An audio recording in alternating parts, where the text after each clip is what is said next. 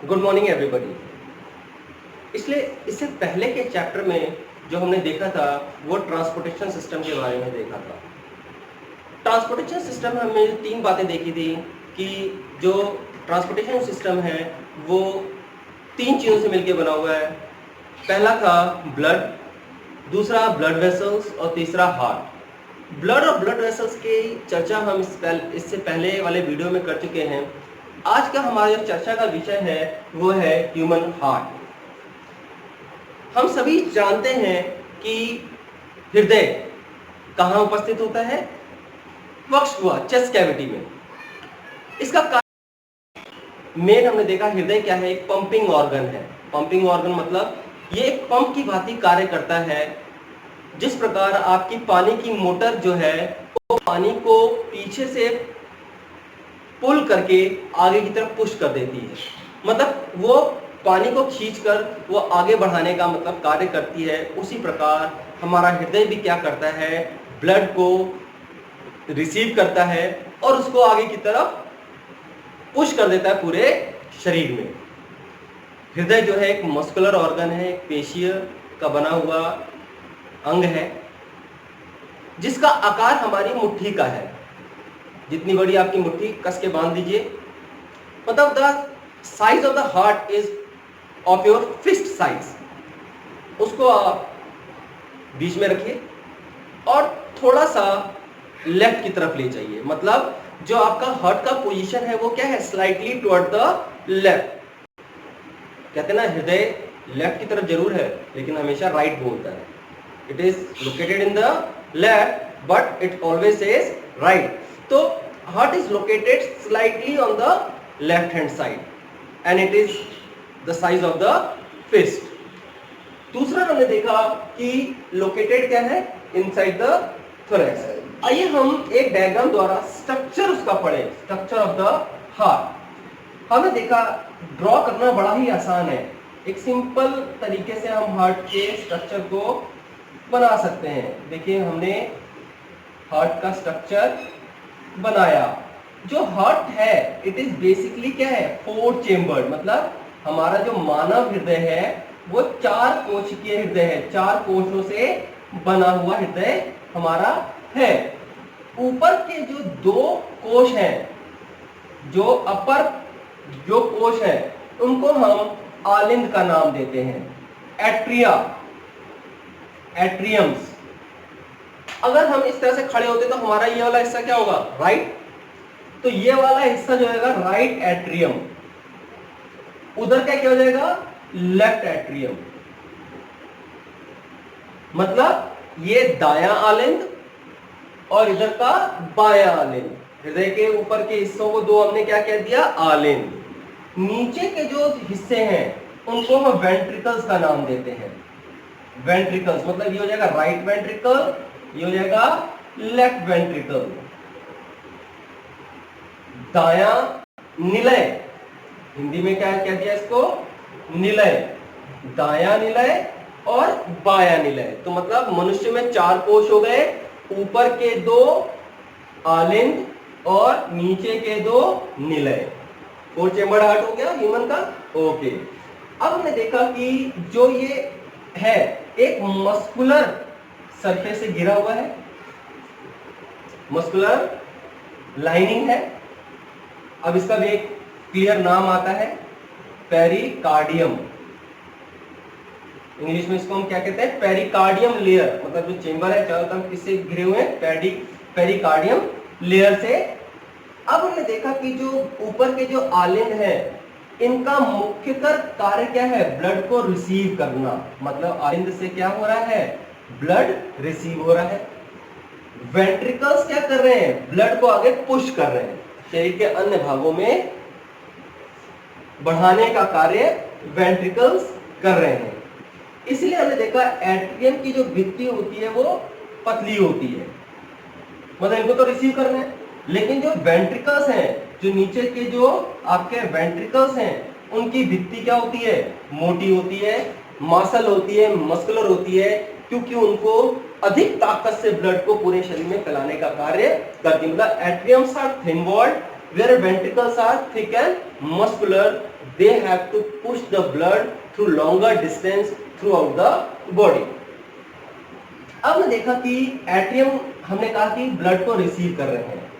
अब जो right atrium है, राइट एट्रियम जो ब्लड रिसीव करता है वो करता है वेना कावा द्वारा, या इसको हम महाशिरा का नाम देते हैं.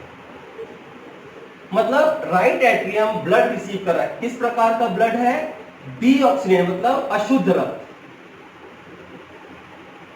अशुद्ध रक्त मतलब शरीर से जो रक्त हृदय में आ रहा है वो अशुद्ध रक्त है या डीऑक्सीजनेटेड ब्लड है जो कि राइट एट्रियम में पोर किया जाता है. राइट एट्रियम ब्लड को पुश कर देता है राइट वेंट्रिकल में. राइट एट्रियम से ब्लड कहां आया? Right ventricle. राइट वेंट्रिकल उसको पुश कर देता है. देखिए एरो के निशान से मैं गाइड करने का थोड़ा प्रयास करूंगा. राइट वेंट्रिकल उसको पुश कर देगा. कहां पुश कर देगा? Into the lungs. यहां पे लंग्स है. अब आप जानते ही हैं लंग्स में क्या होगा? लंग्स में इसी ब्लड का ऑक्सीजनेशन हो जाएगा. अब जो ब्लड है यहां पे कार्बन डाइऑक्साइड जो है वो लंग्स एब्जॉर्ब कर लेगी और ऑक्सीजन क्या करेगी? वापस ब्लड में डिफ्यूज कर देगी. अब यहाँ पे ब्लड हमारा क्या हो गया? प्योर हो गया. प्योर ब्लड को देखो मैं आपको क्या कर रहा हूं? रेड पेन से इंडिकेट कर रहा हूं. अब यहां से प्योर ब्लड क्या हुआ? वापस जो है वो लेफ्ट एट्रियम में आया. जो प्योर ब्लड है कहां से? लंग्स से प्योर होके ब्लड, मतलब हम कहेंगे oxygenated blood from the lungs comes into left atrium. कौन लेके आएगा इसको? Pulmonary.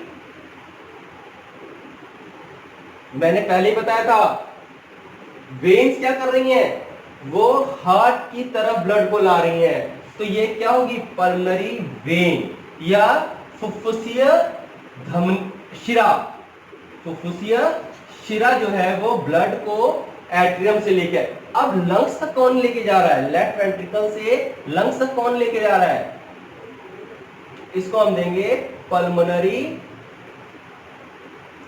Artery. Pulmonary artery blood को किस प्रकार के? डीऑक्सीजनेटेड ब्लड को पल्मोनरी आर्टरी क्या कर रही है? फुफ्फुसीय धमनी. इसको हमने कहा क्या नाम दिया? फुफ्फुसीय धमनी. फुफ्फुसीय धमनी क्या कर रही है? पल्मोनरी आर्टरी क्या कर रही है? इम्प्योर ब्लड को हार्ट से लंग्स तक लेके जा रही है.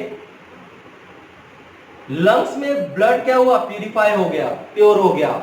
और वहां से प्यूरिफाई होके ब्लड क्या है? ऑक्सीजन युक्त ब्लड क्या है? पल्मोनरी वेन द्वारा लेफ्ट एट्रियम में ले आया गया. लेफ्ट एट्रियम में ब्लड प्योर आ गया. देखो रेड पेन से मैंने मेंशन किया. अब लेफ्ट एट्रियम से ब्लड कहां गया? लेफ्ट वेंट्रिकल में. लेफ्ट वेंट्रिकल पुश करेगा ब्लड को आगे. कहां? थ्रू आउट द बॉडी, पूरे शरीर में. इसलिए लेफ्ट वेंट्रिकल की वॉल सबसे ज्यादा थिक होती है क्योंकि इसको ब्लड को पूरे शरीर में क्या करना है. और सबसे ज्यादा प्रेशर भी यही होगा ब्लड का. जो रक्तचाप होगा सबसे ज्यादा लेफ्ट वेंट्रिकल में होगा. लेफ्ट वेंट्रिकल ब्लड को क्या करेगा? पूरे शरीर के बॉडी पार्ट्स में ट्रांसपोर्ट कर देगा. किसके द्वारा? अयोटा द्वारा, या इसको हम महाधमनी का नाम भी देते हैं. आइए एक रिकैप लेते हैं. ब्लड शरीर से, फ्रॉम द बॉडी, शरीर से किस प्रकार का? अशुद्ध रक्त, डीऑक्सीजनेटेड ब्लड. वेना कावा द्वारा या महाशिरा द्वारा राइट एट्रियम में आया. राइट एट्रियम से ब्लड राइट वेंट्रिकल में गया. राइट वेंट्रिकल ने ब्लड को पुश कर दिया. कहां? लंग्स में. किसके द्वारा? पल्मोनरी आर्टरी द्वारा. पल्मोनरी आर्टरी ने ब्लड को लंग्स में पहुंचाया. लंग्स में ऑक्सीजन, कार्बन डाइऑक्साइड एब्जॉर्ब कर ली गई और ऑक्सीजन ब्लड में वापस डिफ्यूज हो गई, मिल गई. अब ये ऑक्सीजन युक्त ब्लड, मतलब प्योर ब्लड, जिसको हमने ऑक्सीजनेटेड ब्लड कहा, पल्मोनरी वेन द्वारा कहाँ आया, लेफ्ट एट्रियम में आया, लेफ्ट एट्रियम से ब्लड लेफ्ट वेंट्रिकल में गया और लेफ्ट वेंट्रिकल से पूरी बॉडी पार्ट में ब्लड को ट्रांसपोर्ट कर दिया गया। फिर ये ब्लड जो प्योर ब्लड है वो पूरी बॉडी में गया, यहां से पूरी बॉडी में गया, यहाँ पे फिर ऑक्सीजन टिश्यूज में सेल्स में एब्जॉर्ब कर लिया गया, कार्बन डाइऑक्साइड वापस ब्लड में दे दिया गया। अब ये ऑक्सीनेट ब्लड फिर डीऑक्सीनेट ब्लड में कन्वर्ट हो गया और ये लगातार चलता रहा। इसको हम इसको एक वन कार्डियक साइकिल कहते हैं, कार्डियक हृदय चक्र। इसको हमने एक हृदय चक्र का नाम दिया, मतलब एक स्थान से ब्लड को मान लो ले लिया, पुनः वहां पहुंच गया, इसको हम वन कार्डियक साइकिल का नाम देते हैं।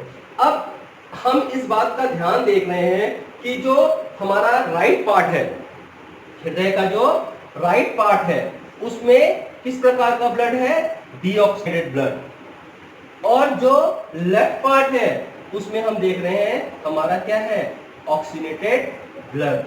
अब हमने देखा जो ऑक्सीनेटेड ब्लड और डीऑक्सीनेटेड ब्लड दोनों क्या है, अलग है, ये आपस में मिक्स नहीं होते, ये दोनों सेपरेट चल रहे हैं। एक वर्ड आता है दोहरा परिसंचरण, डबल सर्कुलेशन, उस बात को भी मैं यहाँ पे आपको क्लियर कर देना चाहता हूँ। क्वेश्चन आता है व्हाट इज डबल सर्कुलेशन, दोहरा परिसंचरण क्या है, क्वेश्चन आता है भी कई बार। अब हमने देखा कि अगर हम एक कार्डियक साइकिल में बात करते हैं, रक्त हृदय में 2 बार प्रवेश करता है, पहला वेना कावा से राइट एट्रियम में, दूसरा पल्मोनरी वेन द्वारा लेफ्ट एट्रियम में। मतलब एक बार प्योर ब्लड चला गया, फिर एंटर किया हार्ट में प्योर होके। तो एक कार्डियक साइकिल में, एक हृदय चक्र में रक्त 2 बार हृदय से गुजरता है, इसी प्रोसेस को हम डबल सर्कुलेशन का नाम देते हैं। इसकी इंपॉर्टेंस क्या है, हमने देखा ये जरूरी इसलिए है कि अशुद्ध रक्त और शुद्ध रक्त आपस में मिल ना जाए, ऐसा इसलिए जरूरी होता है। हमने देखा कि सभी जीवों में 4 कोशिकीय हृदय तो होता नहीं, मनुष्य में ज्यादा होता है क्योंकि ये वार्म ब्लडेड एनिमल्स हैं, गर्म खून के जीव हैं। ये इनका जो शरीर का जो तापमान है वो बाहरी वातावरण के तापमान पर निर्भर नहीं करता है। हमारे शरीर का जो तापमान है कांस्टेंट रहता है, नियमित रहता है, वो बाहर के तापमान से प्रभावित नहीं रहता। बाहर बहुत ठंडी रहती है तभी हमारे शरीर का तापमान वही बना रहेगा, बाहर बहुत गर्मी रहेगी तब भी हमारे शरीर का। तो इस तापमान को हमारी बॉडी को एडजस्ट करने के लिए हमें अधिक ऊर्जा की आवश्यकता होती है। Means the warm blooded animals required high energy to maintain their body temperature. That's why it is very important to prevent the mixing of the pure blood with the impure blood. तो यहाँ पे हमने structure of heart देखा, circulation of blood parts of the heart देखे, heart कैसे blood कैसे move कर रहा है, और हमने चौथी बात हमने डबल सर्कुलेशन देखा। आज के लिए बस इतना ही। अगली जो कंटेंट होगा वो होगा हमारा ट्रांसपोर्टेशन इन प्लांट्स। तब तक के लिए जय हिंद जय भारत। जय भारत।